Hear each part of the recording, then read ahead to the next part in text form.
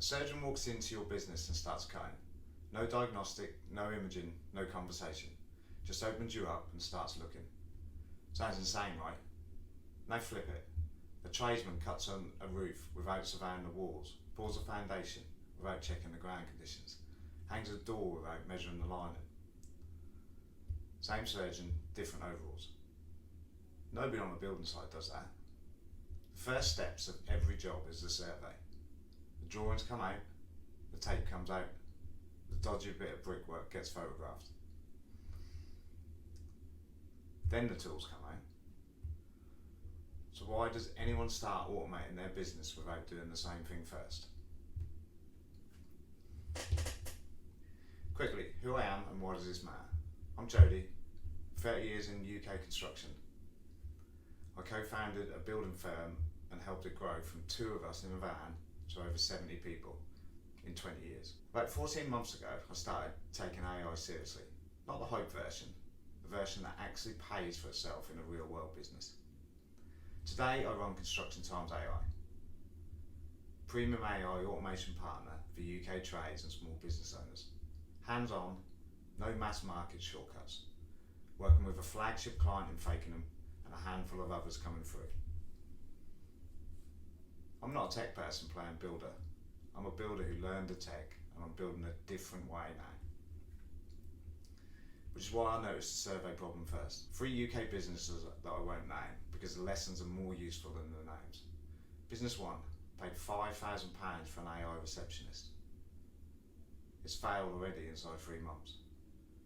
Not because the agent was bad, because the underlying problem was a broken website form which was leaking 40% of leads before the phone even rang. Nobody surveyed the front door before installing a new one. Business 2 paid £4,000 for a customer chatbot. It went live, the team won't trade to handle the handoff. 70% of the qualified leads dropped between the bot and the human.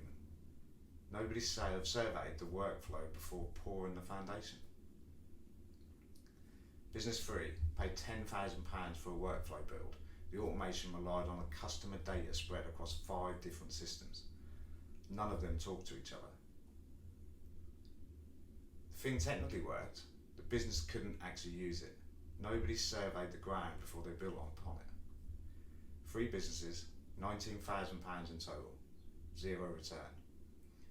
Surgeon survey, builder survey, AI projects skip the survey and wonder why they bleed money.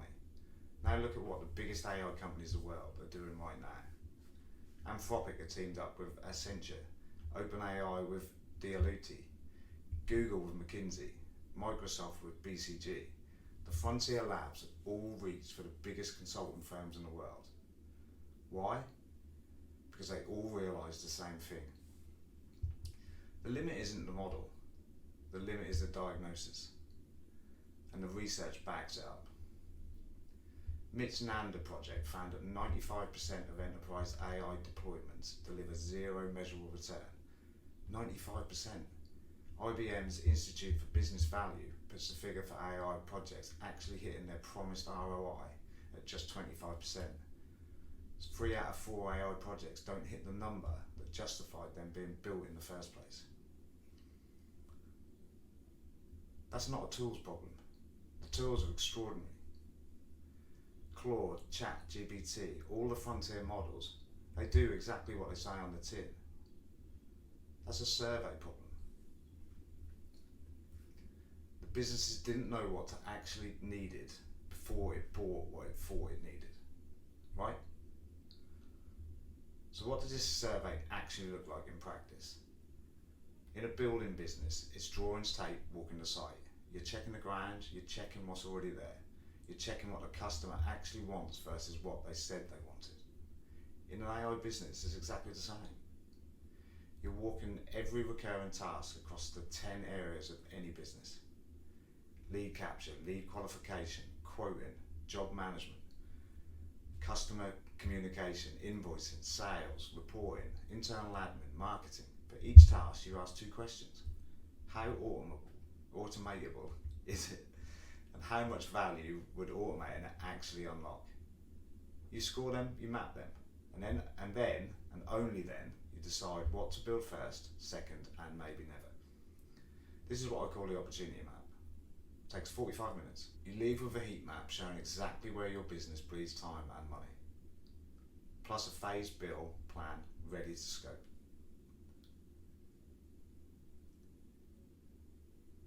Here's how it actually works in practice. 4 steps, no fluff.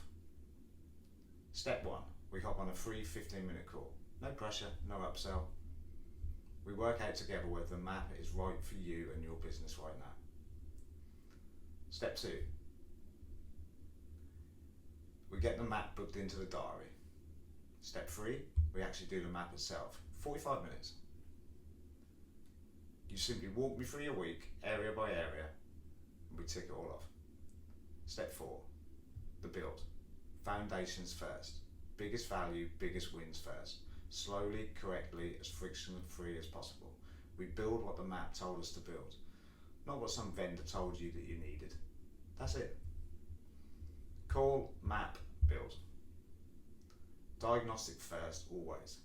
Look, you wouldn't let anyone touch a roof without a survey. You wouldn't let a surgeon cut you without imaging. Don't let anyone touch your business with AI tools without a map first. If you're a UK trade owner or a small business owner, you've been told you need AI, you need automation, you need this stack, you need that stack, and your gut says, hang on a minute, you're probably right.